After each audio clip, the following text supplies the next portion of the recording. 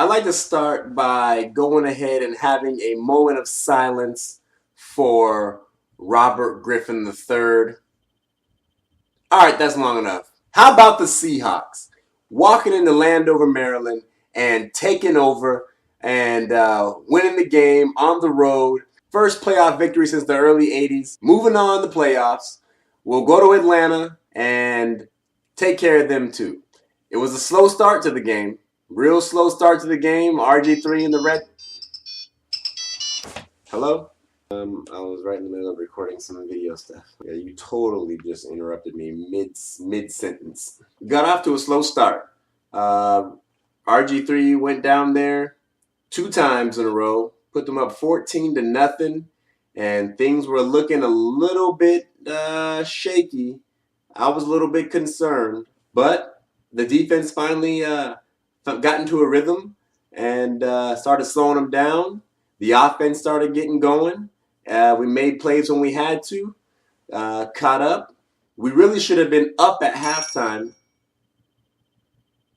but Marshawn uncharacteristically put the ball on the turf and, gave up the ball right there, damn near on the goal line.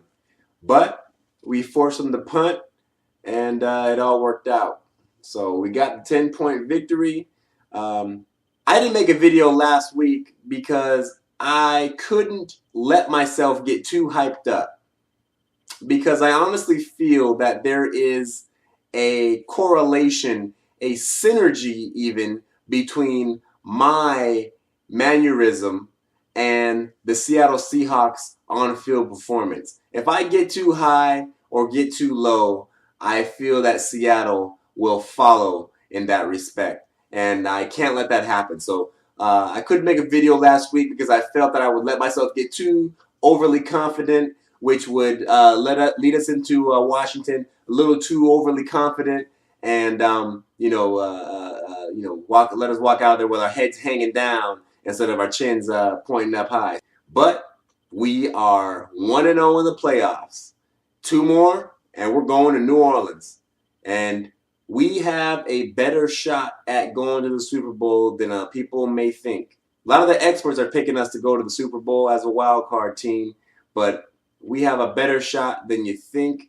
We're going to go up against Atlanta next week. Atlanta has no real running game, despite the fact that they have Turner, who should be a beast, but they don't. They're very one-dimensional. So I expect us to shut down their running attack early, force them to the pass, especially if we can get on the board first. Unfortunately, we didn't achieve that this week. But if we can get on the board early, or at least stay with them, keep Matt Ryan throwing the ball, we'll make a play on him. Get some pressure on the quarterback, we'll be all right. Looking for Green Bay to lose to San Francisco. Based on what we've done against San Francisco this year, the 13-6 loss early this season, I don't think tells as much of a story as the 42-13 whooping we put on them in Week 16. I'd rather go to Candlestick and play them for a trip to the Super Bowl than go to Green Bay. I don't think that we are going to fare too well playing on the frozen tundra. I don't see us going into Green Bay and coming out winners. I know Green Bay wants to play us because they want to make a point, after the Monday Night Football fiasco. But hopefully San Francisco can find a way to beat them. Marshawn ran for 130 yards. Big plays. Big running plays by Russell Wilson. I like the way that they ran that option today. If you saw, they ran it a little different today. They ran the option with Russell following the back right up the same hole. Normally he would fake the handoff and run on the outside or run a different direction than the back goes. This time on 2 or 3 different occasions, he followed Marshawn or followed Robert Turbin right through the same hole and got big yards on it. So that was awesome. So we'll go back to Seattle, get ready, make the trip back across the country to Atlanta, and hopefully do it again. I'm sure we're not going to be favored in this game. We were surprisingly favored on the road. against Washington.